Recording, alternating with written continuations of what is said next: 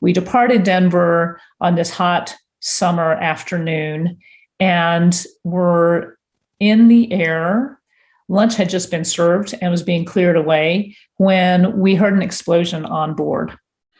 And it sounded to me like a bomb had exploded. The plane dropped in the air, began resuming its flight almost immediately. And the captain came on and said, "Ladies and gentlemen, we've just lost our number 2 engine, but don't worry, we have plenty of power to get to Chicago." Well, of course, naturally, I hear we've lost an engine. We hear an onboard explosion, and my heart is pounding out of my chest. I was seated fortuitously next to an aerospace engineer who had introduced himself to me when we sat down. And so I said, is that true? And he said, "Oh yeah, this is a DC-10. There are 3 engines normally aboard a DC-10. We've only lost 1. So we do have plenty of power to get to Chicago." And so I relaxed, and I thought this would make a really great story for the office. We've lost a number 2 engine, and how exciting is that? So I started preparing again for my meetings, and yet I ultimately had to put my work away fairly quickly because I felt very nauseous, and I felt like the plane was literally going in circles in the sky. So I glanced out the window, and I noticed where the sun is positioned in the sky out of the window, and realized that we were heading due west towards California, not towards Chicago. And at that moment, the pilot came on and said, "Ladies and gentlemen, we will not be making Chicago after all. In fact, we have sustained tail damage to the plane.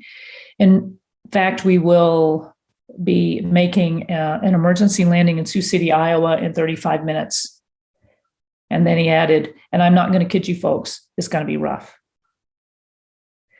So we were left in silence with this knowledge that we are going to attempt an emergency landing and it's going to be rough. And immediately I closed my eyes and started praying. I didn't know what was wrong with the plane. And what in fact was wrong with the plane was that we had lost our number 2 engine. But as we lost the number 2 engine, an engine disc sliced through all the hydraulic lines which meet at the back of the plane. And the hydraulic fluid drained out of the hydraulics. And so we had no ability to slow down, stop, or to steer. And so we were in an unstoppable plane at 35,000 feet in the air. Well, the pilot, of course, did not realize that we'd lost hydraulic fluid immediately, which is why he assumed we would make it to Chicago. But we were actually caught in a permanent right-hand turn. I didn't know any of this. I only knew that we were going to experience a rough landing. And so I closed my eyes and I started praying immediately. And I could, as I closed my eyes, I could picture the pilot's hands on the controls. And as I saw their hands, I started praying for the pilots, for their hands, that God would actually touch and guide their hands, that he would give them wisdom and show them exactly what to do. And I must have prayed for the pilots for 25 or 30 minutes. I just felt that I could see their hands in the cockpit with them. I finished praying for the pilots, and then I prayed for myself. I asked the Lord, Lord, Father, I ask you to save me today. I know that you can, and I believe that you will. But even if you don't, I know that I'm your daughter, and I know that your son has bought me and purchased for me my daughterhood. And that even if you don't save me today, I know that I'm just going to be with you for the rest of eternity in paradise. And I felt only this wash, this aura, this engulfment of peace. I felt like I was in God's throne room and everything was peaceful and beautiful. My thoughts were interrupted at that time. The pilot came back on and said, "Ladies and gentlemen, be prepared to take your brace positions. We will land in 3 minutes."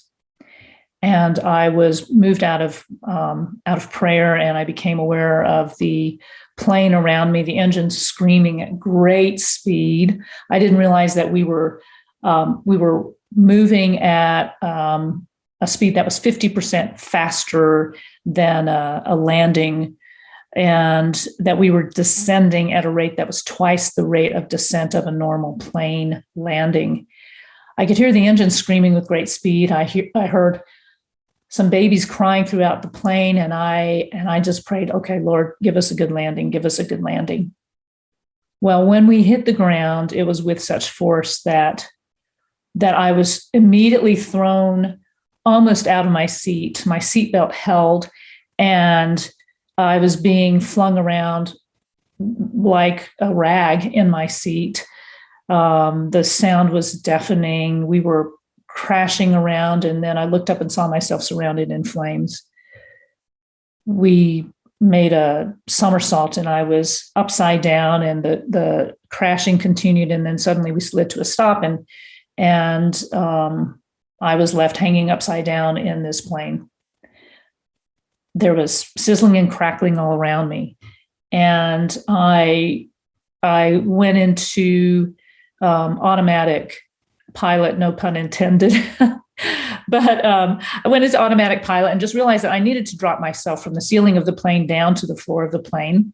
And so I did. And as I looked in front of me, there was no plane in front of me. There was no aisle in front of me. There was no exit door to my left.